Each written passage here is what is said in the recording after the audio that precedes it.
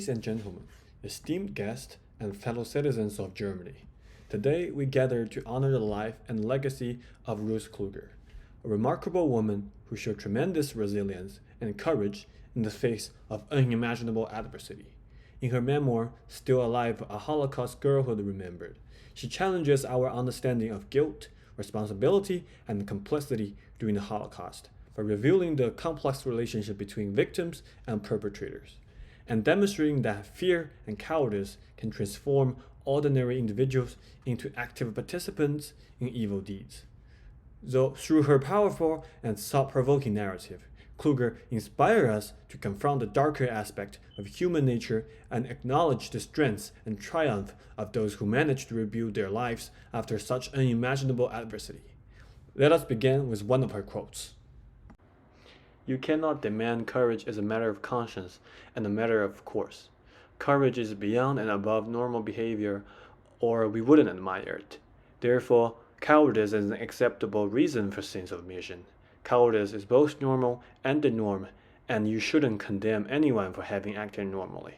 But you cannot claim that you didn't know about the Nazi atrocities, and at the same time claim that you didn't do anything to oppose them because of fear and cowardice."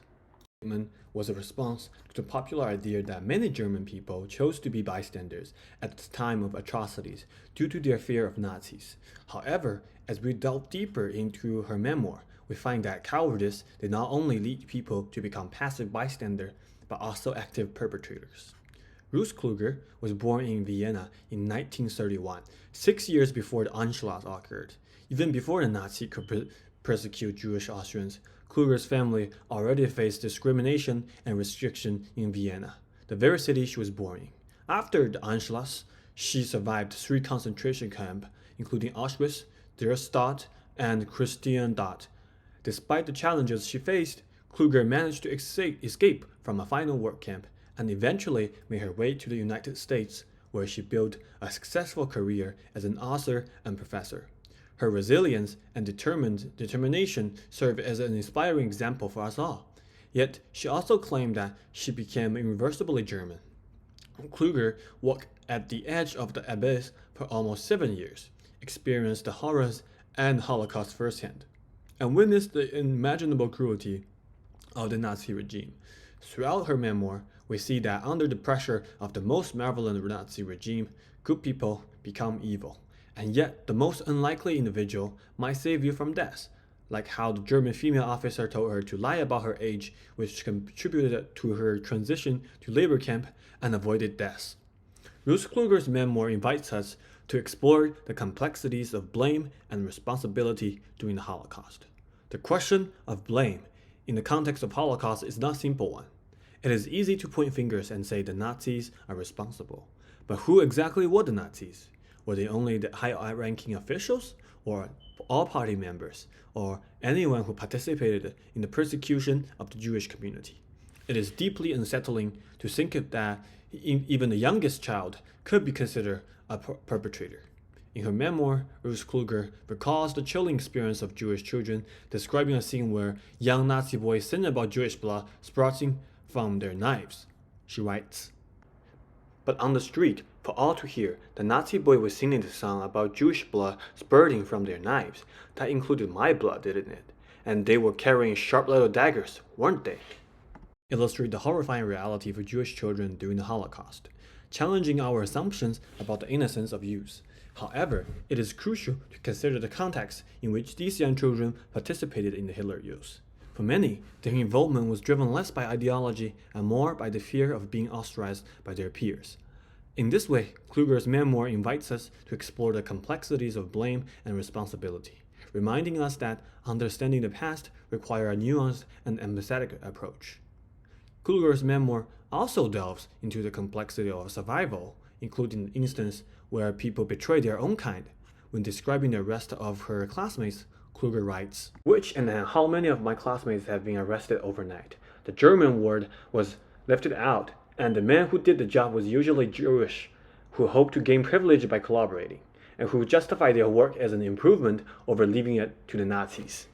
Highlights the difficult choices some individuals faced in order to survive. even if it meant collaborating with the very regime that sought to exterminate their own people.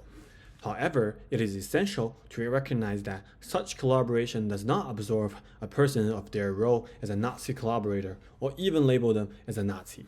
In many cases, these collaborators abuse their power to seek revenge to frame others. Kluger's memoir exposed the shocking depths to which humans can sink when subject to extreme pressure and granted even a modicum of power.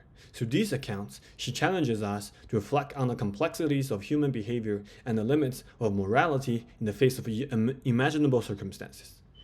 The complexity of these relationships within the Jewish community during the Holocaust goes beyond collaboration with the Nazis. Not all Jews believe that cooperation with the Nazi would spare their lives, yet the interaction within the community remains intricate. Kluger's memoir sheds light on this complexity by describing how some adult Jews believe that Jewish children who have bad manners cause rishis, which is anti-Semitism. This perspective is further illustrated through Kluger's experience in a Jewish school where she recounts, "The teacher called us Jewish, an anti-Semitic term referring to the supposed lack of discipline in a Jewish school or shelter. But we are Jewish school, I thought. Why did a Jewish adult humiliate Jewish kids as if our Aryan compatriots were doing their level best to take away our self-esteem?" Emphasize that the line between perpetrator and victim can be blurred, and forms of persecution can also vary, as even those who are victims can sometimes inflict harm upon others within the community. In this instance, the adult perpetrator was not seeking privileges or protection. It is reasonable to assume that their action were primarily reactionary, driven by increasing paranoia under the terror of the Nazi police state. In the aftermath of the Nazi regime's defeat, the question of guilt and responsibility became a pressing issue. The Austrian population, including the Viennese, often saw themselves as victims, the first victims, in fact, of the evil Nazi regime. However, Ruth Kluger's offer a unique perspective that challenged this narrative, suggesting that many people in Austria were just as, if not more, guilty than their counterparts in Germany. Kluger writes, "Vienna was awash in self-pity. I was unmoved and unnoticed that the city wasn't nearly as devastated as the Munich from which I just come. Everyone felt that they had been victims of the Nazis, whereas to me, they had been the arch-Nazis. Statistics bear me out. Percentage-wise, more Austrians than Germans were involved in a more gruesome task performed by the Nazis in guarding concentration camps, for example." Challenges to consider the implication of collective guilt and responsibility. Kluger's insights also tie back to the idea raised at the beginning of this eulogy, which asserts it is normal for people to be cowardly in the face of atrocities. However, one cannot claim ignorance of the Holocaust while simultaneously citing fear and terror as reason for inaction, especially when many who made such claims actively participated in the persecution of the Jewish community.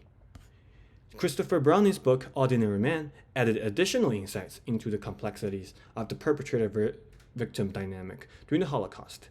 Browning's account of the actions of these ordinary men who were not driven by ideological fervor but became perpetrator due to factors such as peer pressure and obedience to authority highlights the importance of understanding the forces that lead seemingly ordinary individuals to commit atrocities.